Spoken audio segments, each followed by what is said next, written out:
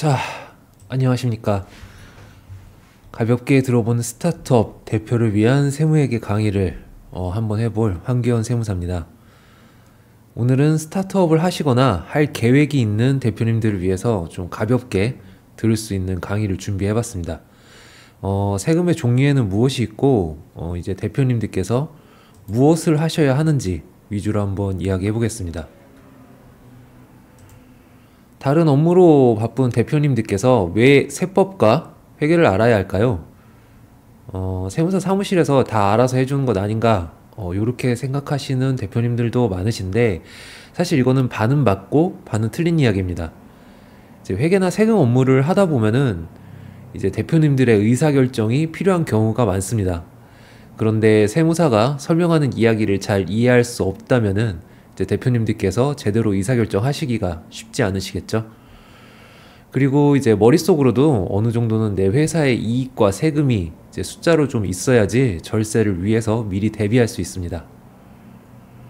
자, 그러면은 세금의 종류 먼저 하나씩 살펴보겠습니다.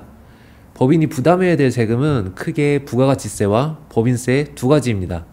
이제 지방소득세는 이제 법인세의 10%로 같이 따라오는 세금이기 때문에 이제 법인세와 지방소득세는 같이 세트라고 보시면 됩니다.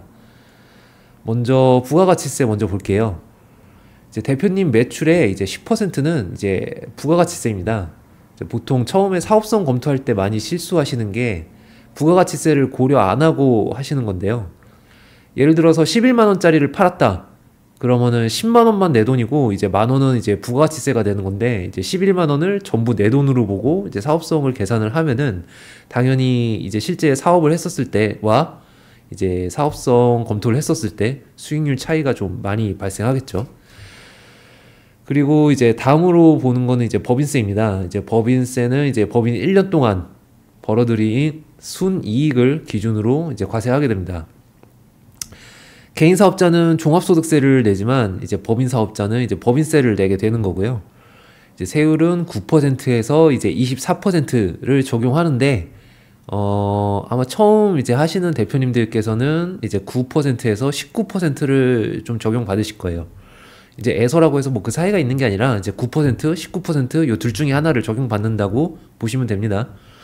이제 뭐 물론 실적이 좋으면은 이제 24%까지도 이제 적용받겠지만 일반적으로는 이제 9% 또는 19%가 적용된다고 보면 됩니다. 그리고 이제 지방소득세가 이제 법인세의 10%니까 이제 정확하게 얘기를 하면은 이제 내가 총 부담해야 될 법인세는 9.9%에서 26.4%가 되겠죠. 자, 그리고 이제 다음으로는 이제 세금의 납부 일정 한번 같이 보도록 하겠습니다. 부가세는 1년에 4번, 법인세는 국세와 지방세 나눠서 각각 1년에 한 번씩 납부하게 됩니다. 이게 아마 이제 사업하시다 보면은 1년 내내 이제 세금만 내는 느낌을 이제 받으시게 될 텐데, 이제 요게 부가세 때문이 좀 큽니다. 이제 부가세가 1년에 4번이나 되다 보니까요. 그리고 이제 부가세는 이제 보시면은 각 분기 끝나고 다음 달 25일까지, 그리고 법인세는 사업연도가 끝나고 이제 3개월 뒤까지 이제 납부를 하셔야 됩니다. 이제 법인세와 이제 법인지방소득세를 이제 3월과 4월로 표시한 거는 이제 대부분의 법인이 이제 12월로 사업연도가 끝나는 법인이기 때문입니다. 만약 내 법인이 사업연도가 1월에서 12월이 아니라 뭐 예를 들어서 7월에서 6월까지다. 그러면은 이제 법인세 납부와 지방소득세 납부는 각각 9월과 10월이 되겠죠. 사업연도는 이제 뭐 정해진 건 아니에요. 뭐 1월에서 12월까지 반드시 해라 이런 건 아니기 때문에 자신한테 유리한 쪽으로 처음에 선택을 하시면 됩니다. 그리고 뭐 한번 정했다고 해서 이제 계속 가야 되는 것도 아니고 나중에 충분히 정정할 수 있는 상황이니까 일단 뭐 1월에서 12월이 좀 불리하다 하시면은 좀 약간 자신한테 유리한 기간을 좀 잘라가지고 사업 연도를 설정하는 것도 뭐 하나의 전략이 될 수는 있습니다. 자, 그러면 이런 납부 일정을 왜 대표님들께서 다 알고 계셔야 할까요? 뭐 세금 납부할 때 맞춰서 뭐 캐시를 준비를 하셔라 뭐 이런 의미도 있는데, 사실 뭐 제일 중요한 거는 이제 세금 내기 전에 미리 세무사와 만나가지고 이제 절세 전략을 세우셔야 한다는 겁니다. 법인세 같은 경우에는 이제 연도가 끝나기 전에 이제 12월 말 법인이면은 이제 10월에서 11월 쯤에는 이제 한번 결산을 해보고 이제 예상 법인세를 뽑아서 좀 대비를 하셔야 되겠죠. 그리고 부가세 같은 경우에는 이제 분기가 끝나기 전에 적어도 이제 분기가 끝나기 전에는 이제 한 번씩 세무사와 이제 미팅을 해가지고 전략을 좀 준비를 해주셔야 됩니다. 이제 막상 신고할 때 다 돼가지고 이거 뭐 어떻게 하냐, 뭐 왜 이렇게 많이 나왔냐 하시는 분들도 있는데 막상 그때 가면은 할 수 있는 게 없어요. 이제 이미 연도는 다 지났고 이제 부가세 같은 경우에는 이제 다 끝나버렸기 때문에 이제 신고할 때 다 돼가서는 할 수 있는 게 별로 없어서 좀 미리미리 준비를 하셔야 됩니다. 자, 그러면은 한번 세목별로 간단하게 한 번씩 살펴볼게요. 이제 부가가치세는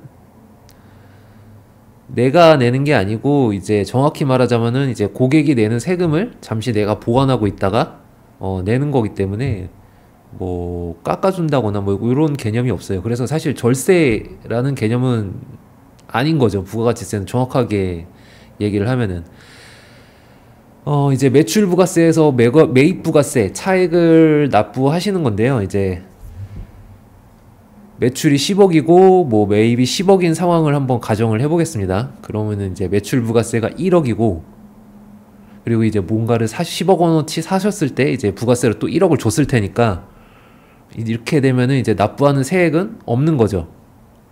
이제 반대로 매입이 100억이었다 이 상황에서 그럼 이제 매입 부가세가 10억이 되니까 매출 부가세 1억과의 차액인 9억 원. 9억 원은 이제 환급돼서 내 통장으로 들어오게 되는 거죠.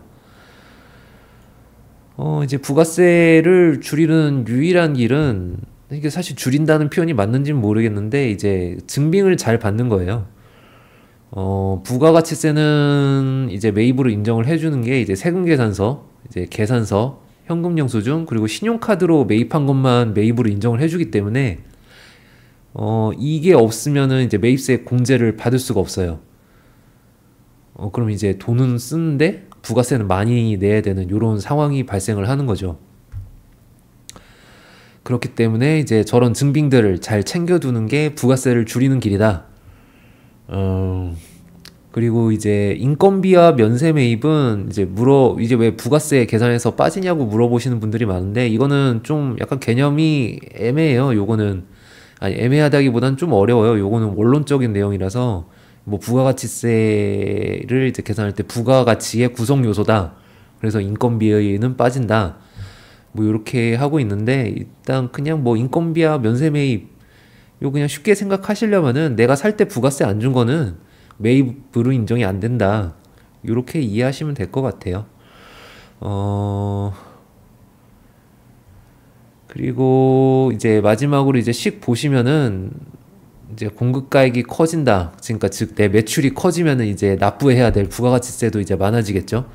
그래서 이제 매출 같은 거를 줄여서 신고하시거나 하는 그런 경우가 있는데 이러면 부가세만 문제가 되는 게 아니라 이제 이게 법인세까지도 이어져요. 그래서 이제 법인세까지 이제 과소신고가 되는 문제이기 때문에 나중에 세금이 이제 폭탄이 돼서 돌아오는 거죠. 가산세가 같이 붙어가지고. 그리고 매출 같은 경우에 요즘 다 전산화가 잘 돼 있어서 이제 세무서에서 매출 파악이 잘 되기 때문에 매출을 누락시켜서 부가가치세를 줄이는 그런 거는 좀 안 하셨으면 좋겠습니다.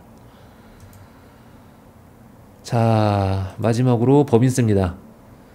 이제 법인세는 이제 당기 순이익, 그러니까 이제 회사가 1년 동안 벌어들인 순이익이죠. 매출이 아니라 이제 회계상 당기 순이익에서 세무 조정이라는 걸 거쳐가지고 이제 세무상 이익으로 전환하는 이제 이런 거를 각 사업연도 소득이라고 하는데 이제 이런 걸 당기순이익을 이제 세무조정을 거쳐서 세금 계산형 소득을 만들고 이제 거기에 세율을 곱해서 계산하게 됩니다.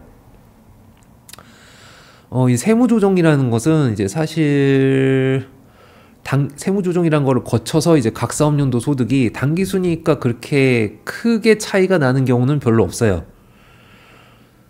이제 거의 비슷한 개념이라고 보시면 되는 거고, 이제 세무조정이라는 게 뭐 정확하게 뭐냐면은, 예를 들어서 회계에는 뭐 접대비 한도가 없어요. 접대비 한도가 없는데, 이제 법인세법상에는 이제 접대비 한도가 정해져 있거든요.